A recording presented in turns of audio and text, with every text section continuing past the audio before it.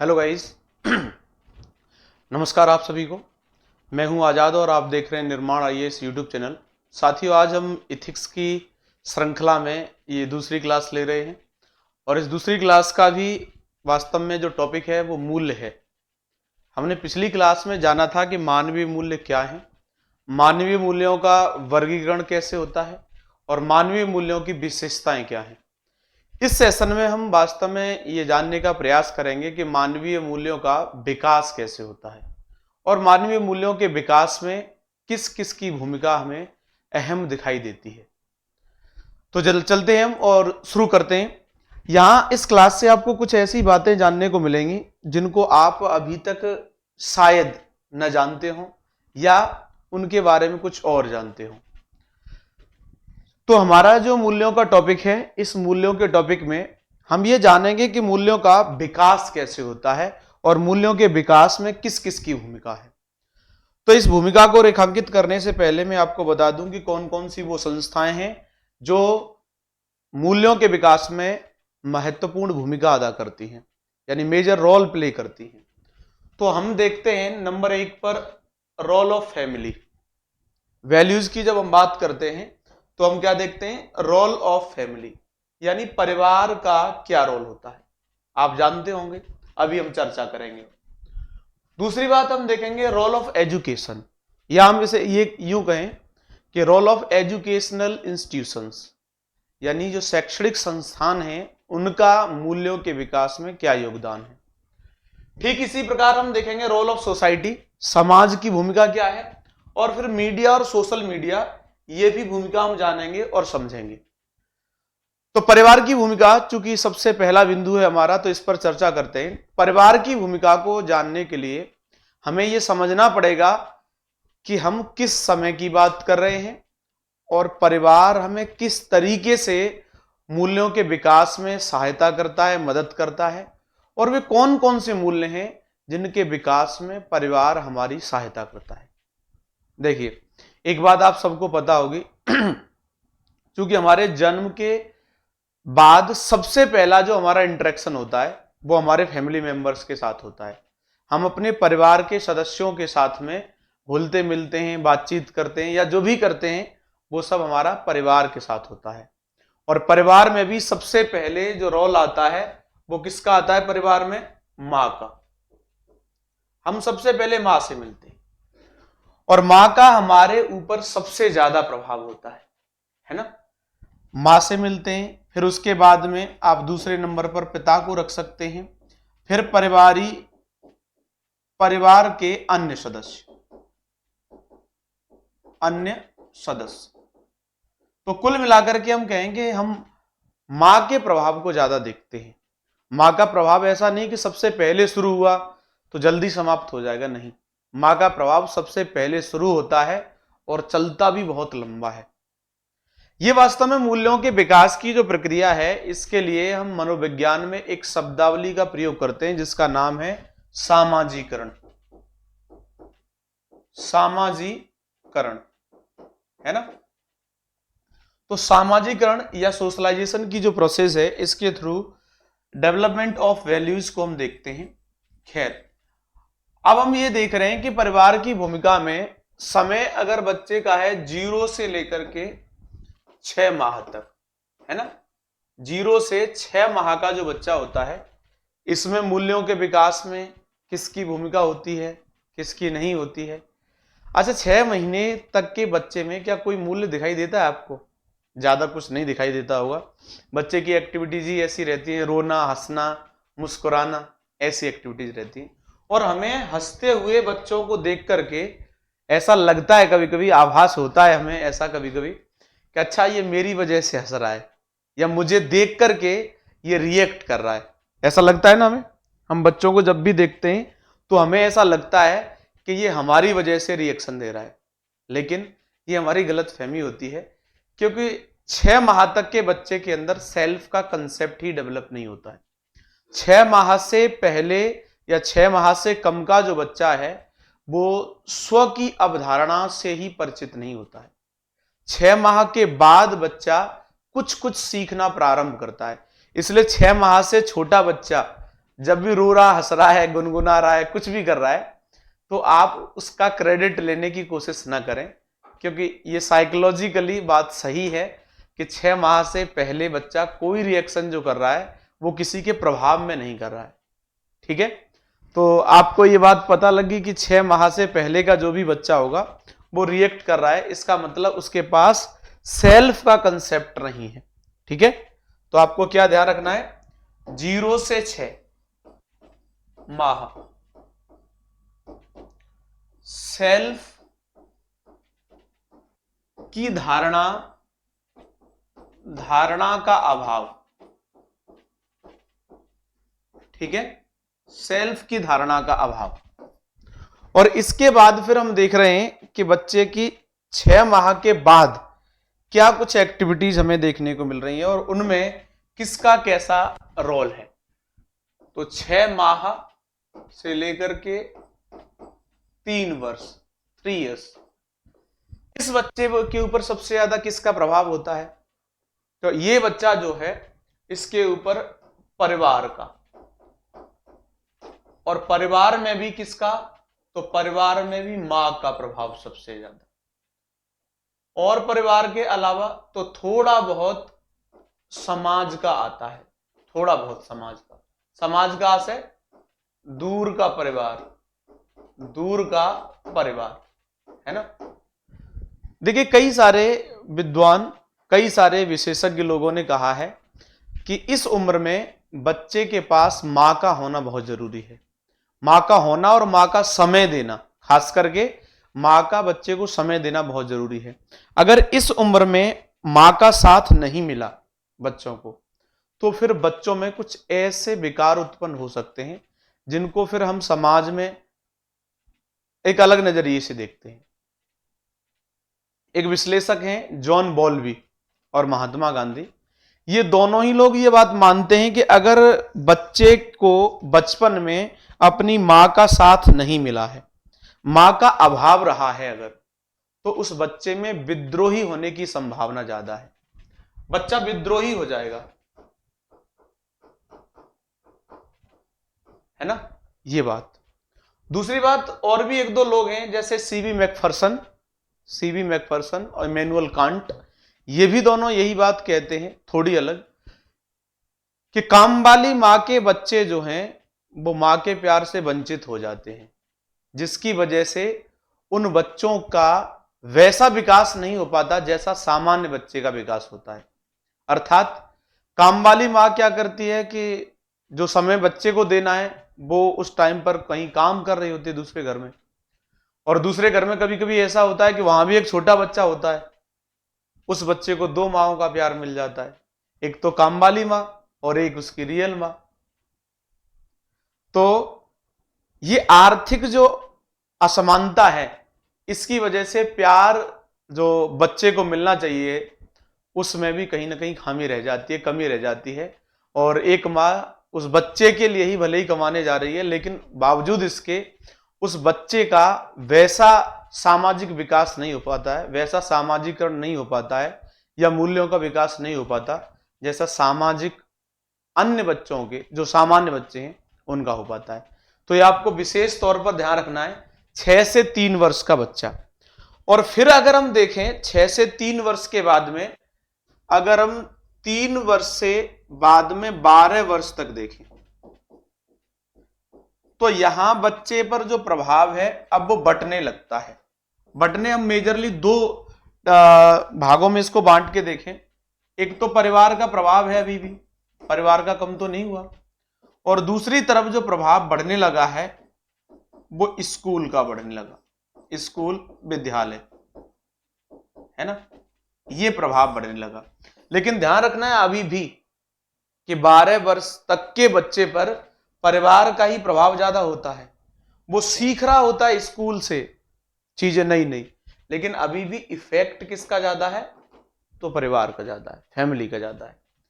तो ये अनुमान करके चलिए आप कि अभी भी 60% और 40% कुछ ऐसा रेशियो रहेगा। मतलब परिवार का रोल अभी भी ज्यादा है स्कूल की तुलना में। और इसके बाद में फिर बच्चा और बड़ा होता है तो 13 से 29 वर्ष की आयु में माना जाता है कि 13 से 29 की आयु में बच्चे के ऊपर जो प्रभाव, 29 नहीं, 13 से 19, इस एज में बच्चे के ऊपर प्रभाव एक और वर्ग का ज्यादा पड़ने लगता है ना। वो कौन सा वर्ग है? तो वो है मित्र मंडली, पीयर ग्रुप, मित्र समूह।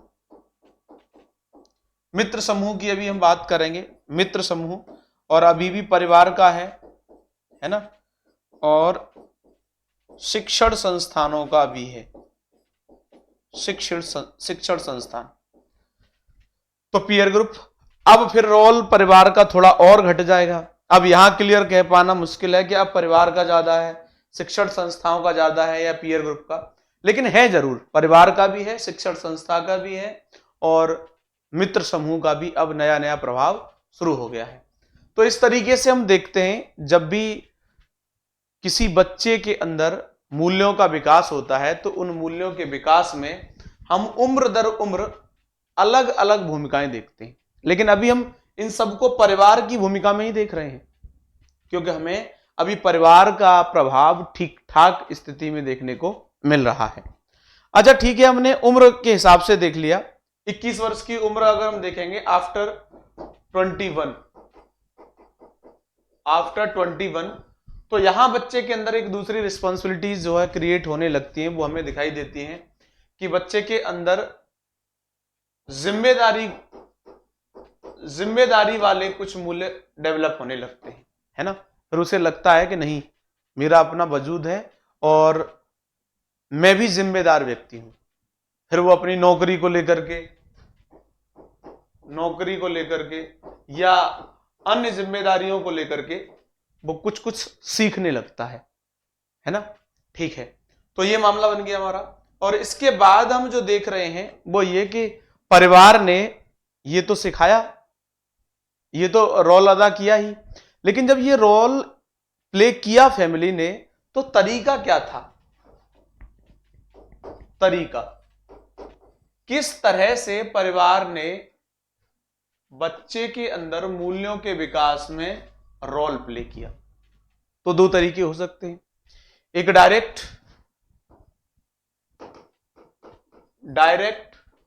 और दूसरा इनडायरेक्ट।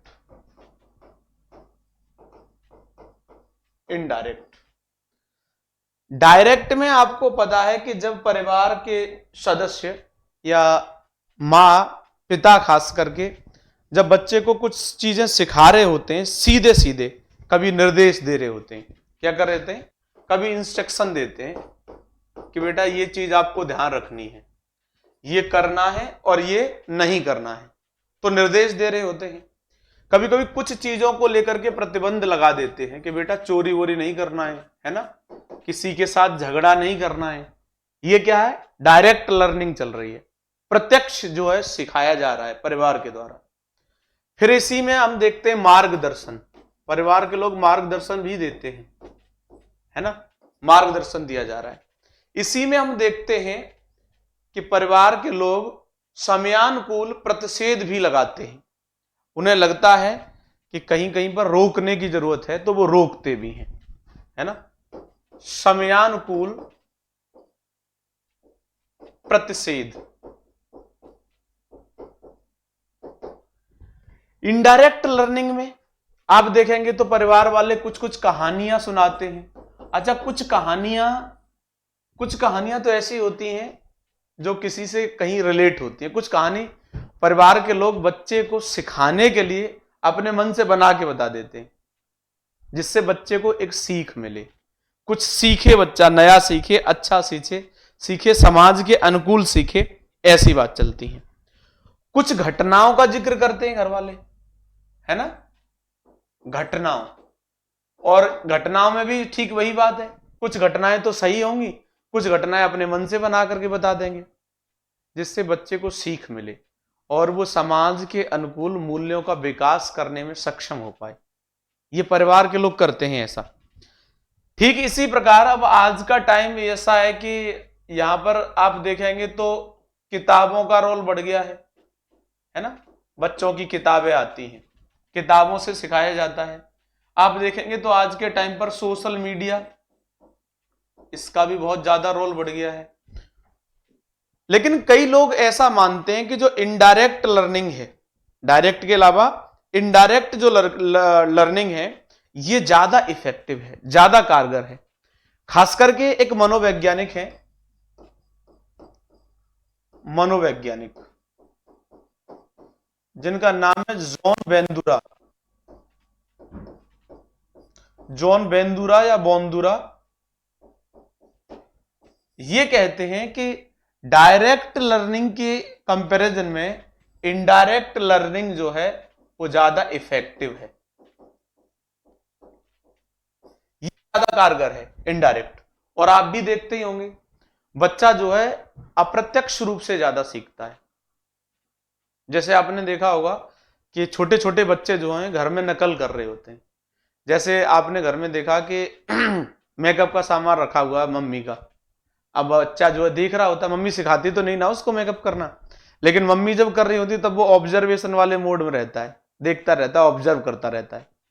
लेकिन जिस दिन मेकअप बॉक्स नीचे रखा मिल गया और मम्मी गायब है, उस दिन मेकअप बॉक्स का आधा मेकअप जो है वो यूज कर लेता है। तो ये क्या है? इनडायरेक्ट लर्निंग है। आपने देखा होगा बच्चा, छोटा बच्चा अगर कोई रो रहा है तो देखकर रोने लगता है, वो क्या कर रहा है? इनडायरेक्ट लर्निंग के मोड में है।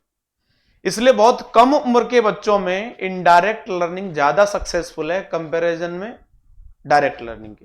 ठीक है, ये बात आपको ध्यान रखनी है। इसके अलावा अब हम ये देख लें कि कौन से मूल्य हैं जिनको व्यक्ति सीखता है परिवार की भूमिका के कारण। तो प्रमुख मूल्य, प्रमुख मूल्य, प्रमुख मूल्यों में हमें एक मूल्य दिखाई देता है बांटने का मूल्य, है ना, बांटने का मूल्य। अच्छा, परिवारों में सबके लगभग यही होता है कि अगर एक से ज्यादा संतान है किसी की, 2-3 भाई बहन है अगर, तो कोई चीज खाने पीने की आएगी तो उसको बांटना सिखाते हैं घर वाले। कोई चीज वैसी है जिसका यूज उन्हें करना है कि हमारे सारे बच्चों में लड़ाई ना हो, सब आराम से इस चीज को बांट करके खाएं या खेलें, तो वहां भी बांटने का मूल्य आता है। तो परिवार एक मूल्य सिखाता है जो है मूल्य बांटने का।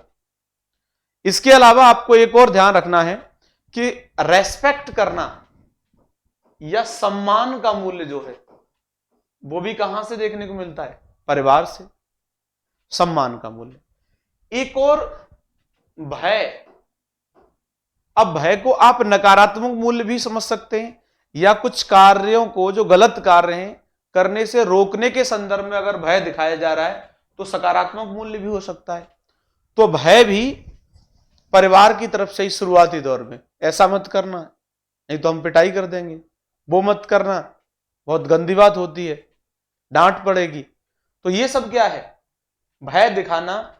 ये सब परिवार की तरफ से ही विकसित किए जाने वाले मूल्य हैं। इसके अलावा ध्यान रखना है कि समयबद्धता की, ईमानदारी की शुरुआत भी हम घर से ही देखते हैं। समयबद्धता, ईमानदारी,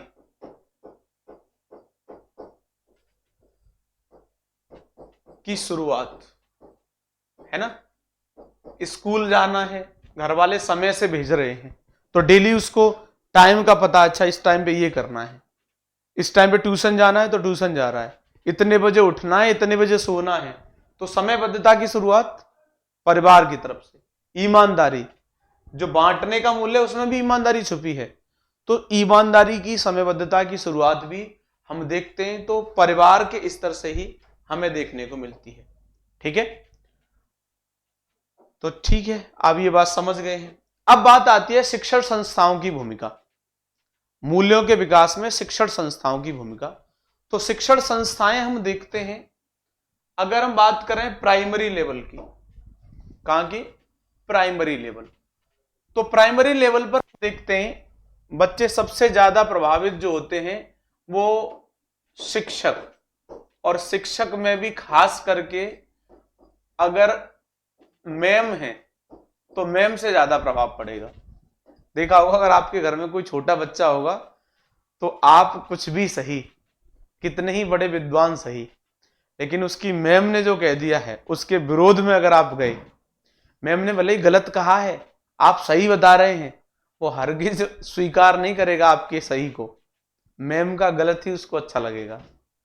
तो बच्चों के ऊपर प्राथमिक स्तर पर अपने शिक्षक का प्रभाव होता है, और शिक्षकों में अगर खास करके शिक्षक लेडी है तो प्रभाव और ज्यादा बढ़ जाएगा बच्चे के ऊपर।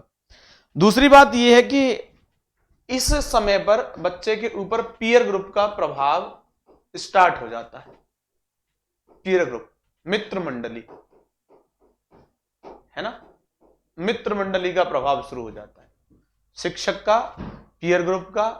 और इसके अलावा आप देखें कि यहां पर वो कैसी वैल्यू सीख रहा है, तो यहां हमें वैल्यू देखने को मिलती है बेसिक वैल्यूज। बेसिक वैल्यूज, आधारभूत, आधारभूत मूल्य।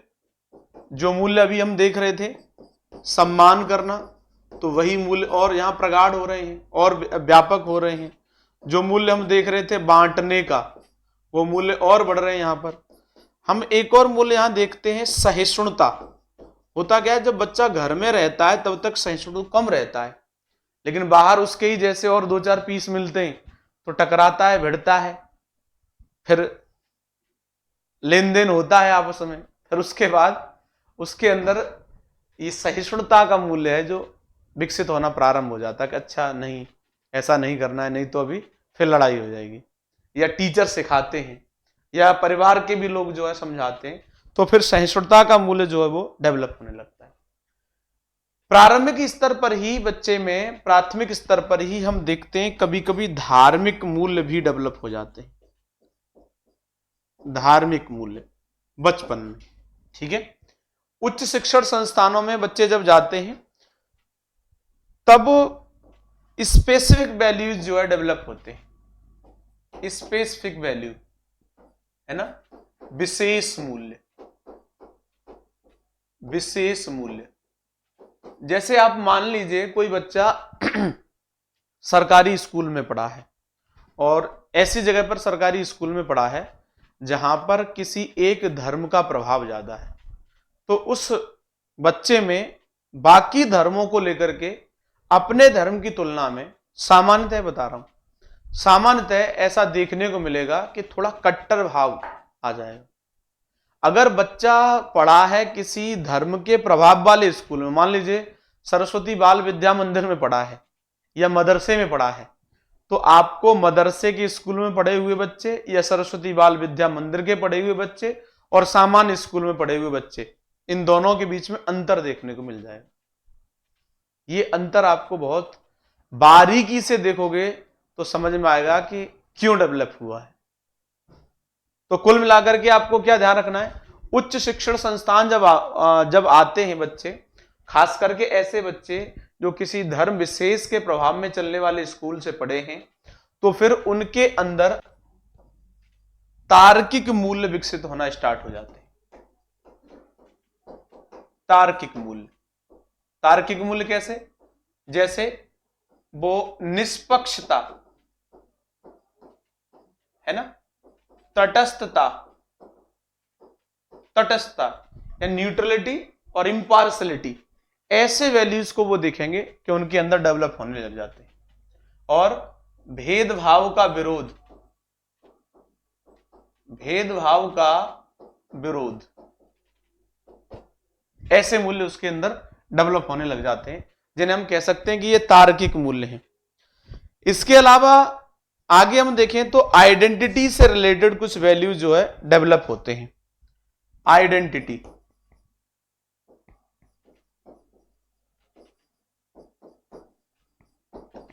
आइडेंटिटी रिलेटेड, आइडेंटिटी जैसे किसी किसी को लगता होगा कि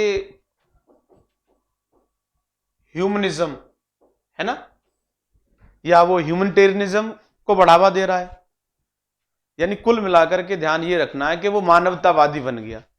कभी कभी अपनी पहचान में वो कैसा बन गया है, मानवतावादी। और इस पहचान में कभी कभी देखने को मिलता है कि वो बहुत बड़ा नेशनलिस्ट है। नेशनलिस्ट, राष्ट्रवादी, राष्ट्रवादी है। कभी इस पहचान में उसके अंदर रीजनल आइडेंटिटी भी देखने को मिलती है। मैं बिहारी हूं, या मैं तमिल भाषी हूं, मैं तेलुगु भाषी हूं, ये रीजनल। और इसके अलावा फैमिली से रिलेटेड, फैमिली से रिलेटेड के मैं उस घर का हूं या उस घर से संबंध रखता हूं। तो ऐसे मूल्य डेवलप होते हैं जब बच्चा उच्च शिक्षा प्राप्त करने जाता है। ठीक है, तो पीयर ग्रुप का जो रोल हम बात कर रहे थे, पीयर ग्रुप का बहुत महत्वपूर्ण रोल है। पीयर ग्रुप का रोल ऐसा नहीं है बचपन से जब शुरू होता है और उसके बाद जब हम बड़े हो जाते हैं तब तक रहता है। पीयर ग्रुप हमारे बदलते रहते हैं, कभी कभी पीयर ग्रुप भी नहीं बदलते हैं। पीयर ग्रुप में जो लोग आ रहे हैं वही बड़े होते जा रहे हैं बस, और हमारा कनेक्शन बना हुआ है। तो पीयर ग्रुप में चाहे छोटे बच्चे हैं तब भी बच्चों के अंदर साझा करने का मूल्य विकसित हो रहा है, एक दूसरे को झेलने अर्थात सहिष्णुता का मूल्य डेवलप हो रहा है। कभी कभी उनमें समानता का, भेदभाव के विरोध का मूल्य डेवलप हो रहा है। ऐसे ही जब वो बड़े हो जाते हैं तो स्पेसिफिक किसी जॉब को लेकर के उनके अंदर कोई मूल्य डेवलप हो रहा है, या उनके अंदर किसी यात्रा वगैरह, किसी पर्यावरण से संबंधित ऐसे मूल्य ज्यादा डेवलप होते हैं। मतलब सजगता है ना, सजगता से जुड़े हुए। और आगे हम बात कर रहे हैं समाज की भूमिका, रोल ऑफ सोसाइटी। तो समाजों को हम सामान्यतः दो तरीके से देखते हैं। एक समाज होता है होमोजीनियस और दूसरा समाज होता है हेट्रोजीनियस। जो समाज होमोजीनियस है ये सीमित मूल्यों को विकसित करवाएगा। कैसे मूल्य? सीमित। ये जो समाज होगा सीमित मूल्यों के साथ कभी कभी रूढ़िवादी मूल्य, रूढ़िवादी मूल्य इन्हें विकसित करेगा, क्योंकि ये होमोजीनियस समाज अपने ही आपको सर्वोच्च अच्छा मानता है, बाकियों को अपने तुलना में खराब ही मानता है। इसलिए यहां जब मूल्य विकसित होंगे तो सीमित, रूढ़िवादी, परंपरावादी ऐसे मूल्य विकसित होंगे। जबकि हेट्रोजीनियस सोसाइटी में जब मूल्य विकसित होते हैं तो यहां व्यक्ति खुले विचारों का बनता है।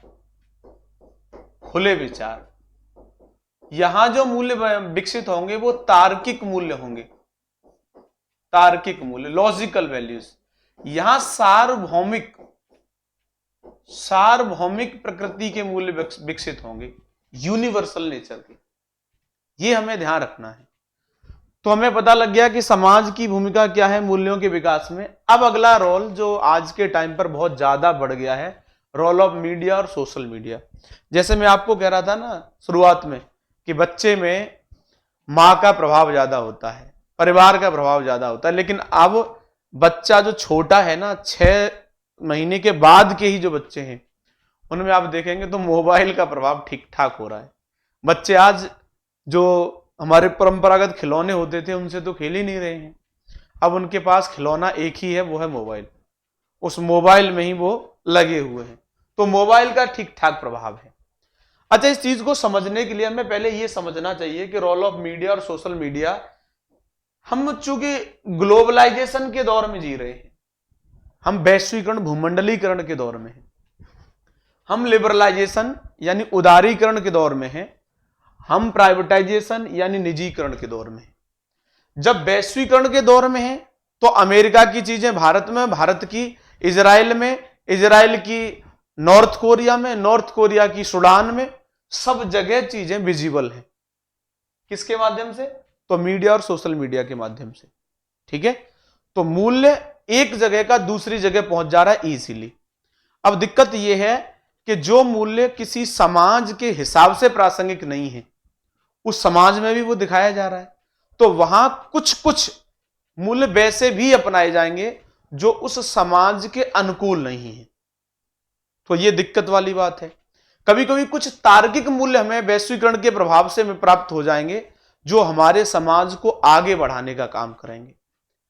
और इसी तरह लिबरलाइजेशन है, चूंकि उदारीकरण है तो किसी चीज पर सीमाएं कम है, उसके लिए स्वतंत्रता ज्यादा है, यानी जो रिस्ट्रिक्शन है, रोक है, वो कम है, उदारता ज्यादा है। तो इसकी वजह से कुछ नेगेटिव चीजें भी एंटर कर जाती हैं। जैसे मीडिया, सोशल मीडिया का एक नेगेटिव एंगल ये है कि जो पॉर्न साइट्स हैं वो भी अवेलेबल है, हम देख रहे हैं। बहुत सारी ऐसी चीजें जिन पर रोक होनी चाहिए थी, लेकिन लिबरलाइजेशन की वजह से वो भी इजीली एक्सेसिबल है। इसके अलावा इन दोनों का प्रभाव सीमित भी रहता, लेकिन चूंकि प्राइवेटाइजेशन आ गया, निजी क्षेत्र का इतना रोल बढ़ गया है, तो निजी क्षेत्र तो क्वालिटी, निजी क्षेत्र क्वांटिटी, निजी क्षेत्र कंपटीशन, इन सारी चीजों पर इतना काम कर रहा है कि चीजें जो 10% दिखती थी वो आज 90-80% तक स्प्रेड हो जा रही हैं। और ये सब जल्दबाजी किसकी वजह से हो रही है? मीडिया और सोशल मीडिया। मैं ये नहीं कह रहा हूं कि केवल नेगेटिविटी आ रही है, पॉजिटिविटी भी आ रही है। जो आज हम, पहले हमारे विकास की गति अगर 5% थी और हमें आज गति दिख रही है 15% समाज की, तो इसमें मीडिया और सोशल मीडिया का, या ग्लोबलाइजेशन, लिबरलाइजेशन और प्राइवेटाइजेशन का रोल है, नो डाउट। लेकिन जितना अच्छाई तेजी से बढ़ रही है, उतनी बुराई भी तेजी से बढ़ रही है। पहले अच्छाई धीमी बढ़ रही थी, तो बुराई भी धीरे ही बढ़ रही थी। तो हमें इन बातों को बहुत अच्छे से ध्यान में रखना है। और मूल्यों के विकास के हम प्रभाव को समझ गए होंगे, मूल्यों के विकास में योगदान किस किस का है इसको समझ गए होंगे। और ये जो पूरी प्रक्रिया है, उसी को हम कह रहे हैं सोशलाइजेशन। क्या कह रहे हैं? सोशलाइजेशन। सोशलाइजेशन कहां से स्टार्ट हुआ? स्टार्ट कहां से हुआ है? तो फैमिली से,